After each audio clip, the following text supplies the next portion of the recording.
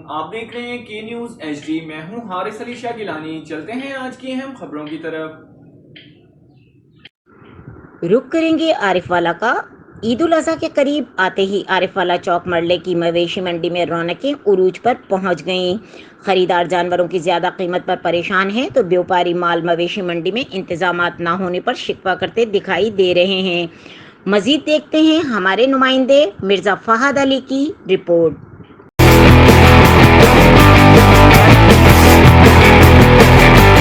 ईद कुर्बान करीब आते ही आरिफ वाला मवेशी मंडी की रौनकें अरूज पर हैं।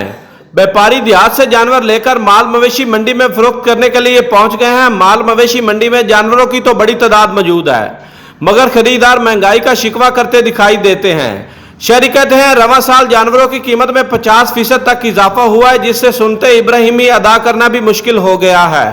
मैं मवेशिया मंडी चौक मरले के अंदर आया हूँ यहाँ पे जानवर खरीदने के लिए, लेकिन जानवर बहुत ज़्यादा रेट के अंदर है। गरीब आदमी जो कुर्बानी के जानवर खरीद नहीं सकता, रेट जो है वो आसमानों से बातें करता है और जानवरों का रेट इस साल बहुत ज़्यादा है, जिसकी वजह से कोई आदमी जानवर कुर्बानी के लिए गरीब आदमी नहीं खरीद सकता। खरीदारों का शिकवा अपनी जगह, मगर व्यापारी जानवरों के खर्चे से तंग है। कहते हैं जानवरों को संभालना बहुत मुश्किल काम है और मवेशी मंडी में भी इंतजामिया की जानिब से कोई खास इंतजामात नहीं है। हम आए हुए हैं यहाँ जानवर सेल करने के लिए और ख़रीदार नहीं है। 2 लाख वाला जानवर 1.5 लाख में बिक रहा है और 1.5 लाख वाला लाख में बिक रहा है। गर्मी की शिद्दत इतना है, पानी भी नहीं है पीने के लिए, ना कुछ साहिबान है। जो ठेकेदार है वो पैसे तो ले रहे हैं, लेकिन जो सहूलियात है वो नहीं दे रहे। मंडी में खरीदारों के साथ साथ जानवरों को सिर्फ देखने वालों की भी बड़ी तादाद मौजूद होती है, जो जानवरों के साथ सेल्फियां बनाकर खुश दिखाई देते हैं।